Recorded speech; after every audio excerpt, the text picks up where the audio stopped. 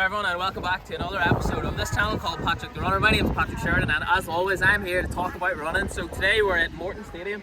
I have an 800 metre race in about 50 minutes and I am going to go get prepared. So if you're watching the recent videos, you know that I've run 1:49 this season. So let's see if I can run a bit quicker today and get after it. Wish me luck.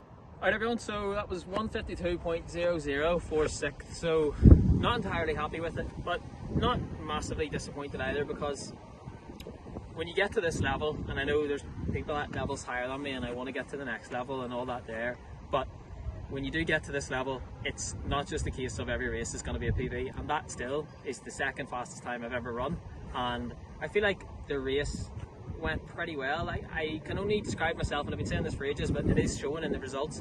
I just feel a lot stronger this year.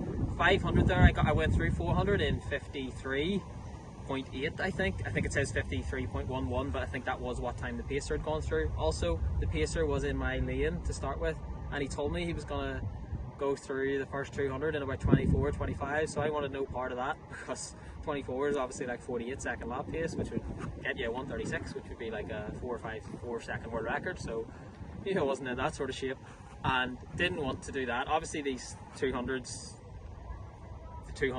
the first 200 does go out a good bit quicker than the rest of the race, but still it was too quick for what was supposed to be a 52 second first lap, so you know, that was then going to mean that the pacer was going to do a 24 and a 28, so I don't really understand why they would do that. I'm sure the pacer was just acting on instruction, so I'm not blaming him or anything. And by the way, I take full responsibility for my own race, so this isn't an excuse. I'm just outlining what the thoughts were in my head. So the first, as I said, 200 was going to be a bit quick, but at the same time I knew I was kind of going to get after it. I usually have in my head that I can start quickly and it doesn't take too much out of me, so maybe some of you will disagree, but I got to 200 and I felt pretty smooth, but I was also aware that I was on my own because the pacer was a good bit ahead. I wasn't going to sacrifice myself for the rest of the field by going that bit closer to the pacer, but we got through then in 53.8. I would say I didn't feel as strong as I did 2 weeks ago at the Mary Peters track, but I still felt pretty good. And then at 300, which is what I started off saying, with 300 to go, someone started to make a move, and again, I just feel like I have a lot more to give there, because a lot more to give than I did last year, because this time last year I think 1 would have went by me, 2 would have went by me, 3 would have went by me, but I felt really strong and solid, and I kind of held that on for about 150. And then I think with 150 what happened was that my focus went a bit and my legs did start to tire. And again, in hindsight, as I said before, Harry, hindsight's always the best trader in town, but maybe the week before last was just a wee bit too much, and and maybe I suffered for that in the last 150. It's also possible that I just didn't run quite as well as I did a couple of weeks ago. I obviously didn't, but all in all, it was a pretty good result. I'd give it a good lash, which is what I always do, but I also don't just want to be someone who goes out and gets after it and then dies. So that last 150 is a bit disappointing, but at the same time, it's the second fastest time I've ever run. It's kind of funny that I've run a few 152s, absolute truckload of 153s and then a 149, so I would like to get a bit more consistency there. I know I have quicker than 149 in me this year, I really think I do, but it's going to take the right race. Perhaps I'd be better going out in 54 and trying to come home in 54, but we'll get these things right. There was a fair bit of wind, but again, it wasn't overly bad, and I think that was how I saw it best for me to get a good time, by going out to the front and getting after it, because I don't really want to rely on anyone else going a certain pace. I don't want to travel all the way up to Dublin and then get in the middle of the field. Maybe I should have done that. Maybe I don't have the confidence to get in a pack. I'm always concerned that if I'm in a pack, I'm kind of being slowed down, and then maybe that would have saved me energy and it would have come through quicker. But at the same time, 2 weeks ago, I took the exact same strategy as today, and I came home in 149. So, I think that there's flexibility in my approach as a runner and a racer. I don't think I need to run things the same way all the time. But yeah, just for people who are probably thinking that I went out a bit too quick, maybe I did, but also this worked a couple of weeks ago, and it's trial and error, as I said. So, you live and learn, and I think just all I need is a wee bit more strength, and that is coming. And all I'm just saying is, yeah, my thoughts are as an athlete is that I get after these races and I take responsibility for my own performances. That was my fault today, that didn't go as well as I would have liked to, but at the same time, there's a lot of things I got right.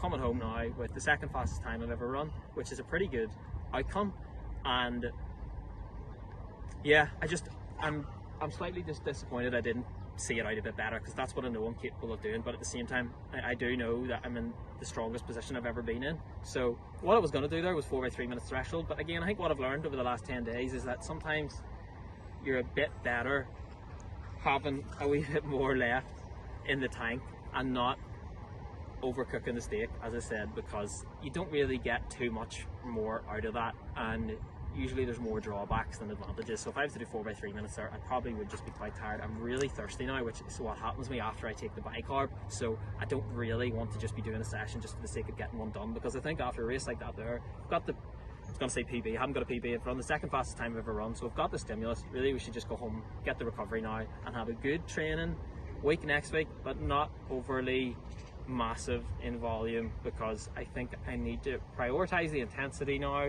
but not go too crazy, and maybe just focusing on getting one key session in a week, and the others are just maybe supplementing that without trying to kill myself. So that's really what I've learned. Look, by the way, I'm making no complaints at all about the race. As I said, it was a good run from me, no excuses whatsoever. The pacer, I'm just talking through how the race went. As I said, not trying to sound like a broken record, but it's only up to me how I decide to run those races, and I did what I thought was best there. I think I did pretty well, but these things can always go better, and I think all I would just tell myself the next time is that 150, you constantly are training yourself to be switched on, and these things sometimes are hard to explain. But in Belfast, I think I was a wee bit more switched on that last 150, and there isn't a reason why I shouldn't be switched on.